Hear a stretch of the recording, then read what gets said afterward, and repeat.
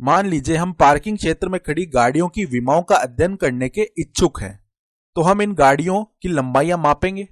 और चलिए, यदि हम यहाँ पर हमारी गणना थोड़ी सरल करना चाहते हैं तो हम यह मान लेते हैं कि कुल जो गाड़ियां खड़ी है पार्किंग क्षेत्र में वे 5 हैं। यानी कि अब जो हमारी समस्त जनसंख्या इंटायर पॉपुलेशन है वह 5 हो जाने वाली है। तो हम जाएंगे और इन गाड़ियों की लंबाइयां मापेंगे। तो मान लीजिए एक गाड़ी की लंबाई है 4 मीटर, एक ऐसी गाड़ी है जिसकी लंबाई है 4.2 मीटर, एक गाड़ी की लंबाई है 5 मीटर, फिर मान लीजिए चौथी जो गाड़ी है उसकी लंबाई है 4.3 मीटर, और अंतिम जो गाड़ी है यानी पांचवी गाड़ी उसकी लंबाई है 5.5 मीटर।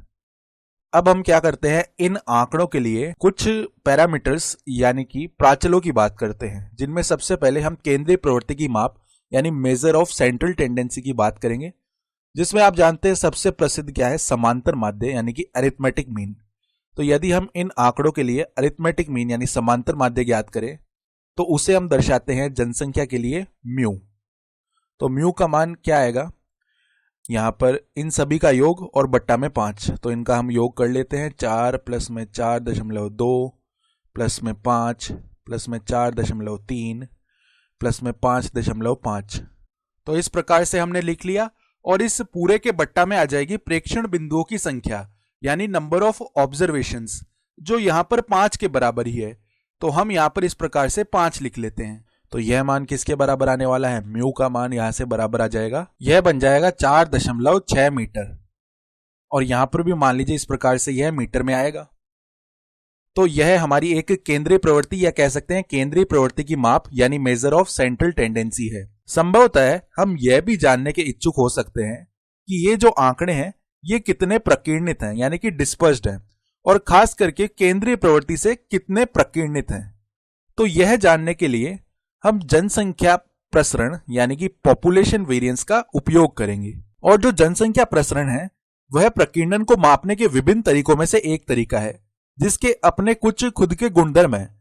तभी हमने इसे समांतर माध्य से अलग दूरियों के वर्गों के माध्य के रूप में परिभाषित किया है। और इस तरह हम कह सकते हैं कि जो जनसंख्या प्रसरण है वह प्रकीर्णन को मापने का एक बहुत ही उपयोगी तरीका है।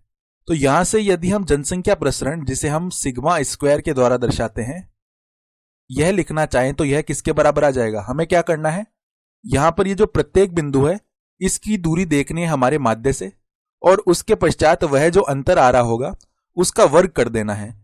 इस प्रकार सभी वर्गों का हमें माध्य ज्ञात कर लेना है। तो चलिए यहां से हम कर लेते हैं। पहले यदि 4 मीटर की बात करें, इसकी दूरी या अंतर देखें 4.6 मीटर जो हमारा माध्य है उससे, तो यह आ जाएगा 4 माइनस 4.6, और इसका वर्ग कर देना है। फिर प्लस में इसी प्रकार 4.2 मीटर के लिए 4.2 माइनस में 4.6, इसका भी वर्ग कर देना है। इसी प्रकार हम आगे बढ़ेंगे तो 5 माइनस में 4.6, इसका वर्ग कर देना है। 4.3 माइनस 4.6, इसका भी यहां पर वर्ग हो जाएगा। और प्लस में 5.5 माइनस 4.6, इसका भी यहां पर वर्ग हो जाएगा।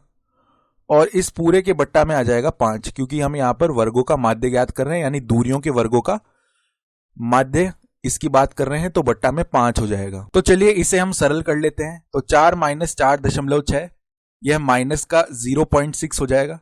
इसका जब हम वर्ग करेंगे तो हमें मिल जाएगा 0.36, प्लस में यहां पर 4.2 माइनस 4.6 है, तो यह कितना बन जाएगा, माइनस का 0.4। उसका जब हम स्क्वायर कर देंगे तो हमें कितना मिलेगा, 0.16। इसी प्रकार यहां पर भी 0.4 आएगा, उसका स्क्वायर कर देंगे 0.16 मिलेगा। यहां पर माइनस का 0.3 आ जाएगा, उसका स्क्वायर करेंगे तो प्लस में 0.09। उसके पश्चात यहां पर हमें कितना मिल जाएगा, 5.5 में से 4.6 इसको हमने घटा दिया तो यह मिल जाएगा 0.9, और इसका जब स्क्वायर करेंगे तो 0.81 यानी 81 यह मिल जाएगा।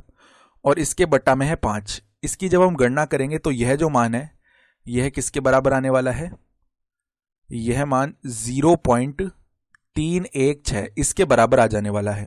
अब यदि आपसे मैं यह प्रश्न पूछता हूं कि इस जनसंख्या प्रसरण की इकाई क्या होगी, चूंकि जब हमने जनसंख्या माध्य की बात की थी तो इसके लिए इकाई मीटर आ रही थी, देखिए 4.6 मीटर। तो यदि अब मैं जनसंख्या प्रसरण की इकाई की बात कर रहा हूं तो हम देख सकते हैं जब हमने यह निकाला था तो हमने क्या किया था, यहां पर देखिए 4 मीटर माइनस 4.6 मीटर, ये सभी मीटर्स में ही तो आएंगे। यानी यहां भी 4 मीटर है, यहां पर 4.6 मीटर है, इसी प्रकार ये 4.2 मीटर है, ये 5 मीटर, ये 4.3 मीटर है, ये 5.5 मीटर है। और जो माध्य है, जो जनसंख्या माध्य है, वह भी मीटर में ही है। तो यहां पर क्या होगा, 4 मीटर में से जब 4.6 मीटर घटा तो जो हमारे पास संख्या आएगी वह मीटर में आएगी, और उसका स्क्वायर करने से हमें इकाई मीटर स्क्वायर मिल जाएगी।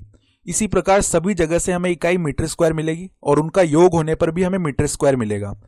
अब मीटर स्क्वायर की संख्या में हम भाग दे रहे हैं इकाईहीन राशि 5 से, क्योंकि 5 एक इकाईहीन यानी कि यूनिटलेस क्वांटिटी है।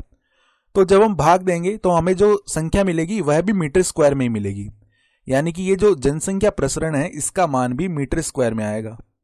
तो 0.316 मीटर स्क्वायर हो जाएगा। तो यह जो जनसंख्या प्रसरण की इकाई है मीटर स्क्वायर, यह हमें देखने में थोड़ी अजीब लगती है, क्योंकि यदि हम जनसंख्या माध्य से जो प्रकीर्णन यानी कि डिस्पर्जन है उसकी बात करेंगे वह हम मीटर में कर सकते हैं, मीटर स्क्वायर में नहीं।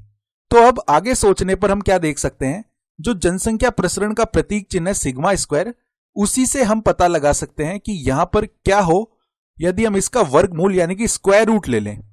तो यदि हम सिग्मा स्क्वायर का वर्गमूल ले लें, वर्गमूल सिग्मा स्क्वायर, यह मान किसके बराबर आ जाएगा, सिग्मा के बराबर, और यह किसके बराबर आएगा, वर्गमूल 0.316।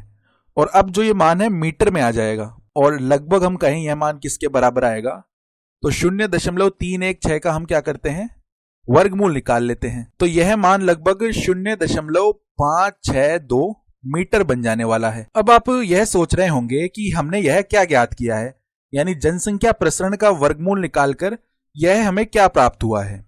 तो देखिए यहां पर हमने अभी तक केवल जनसंख्या की ही बात की है, अभी हमने प्रतिचयन यानी कि सैंपलिंग की बात नहीं की है। तो जो जनसंख्या प्रसरण का वर्गमूल है, और यह एक बहुत ही महत्वपूर्ण पद है, और हम चाहें तो इसे हम हमारी परीक्षा में आने वाले अंकों के लिए भी ज्ञात कर सकते हैं। तो इसे हम क्या कहते हैं, जनसंख्या मानक विचलन। तो चलिए यहां पर हम लिख लेते हैं जनसंख्या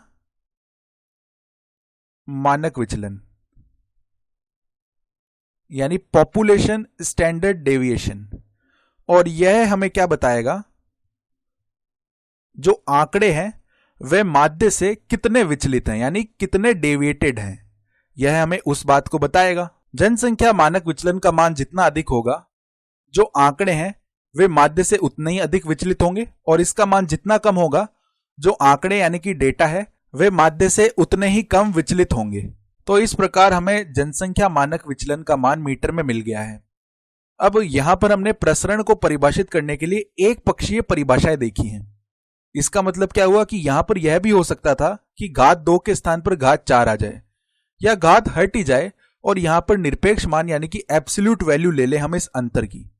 ऐसे बहुत सी चीजें यहां पर हो सकती थी, किंतु इसके लिए कुछ स्टैटिस्टिकल प्रॉपर्टीज यानी सांख्यिकीय गुणधर्म होते हैं, जिसके कारण हम इसे इसी प्रकार परिभाषित करते हैं।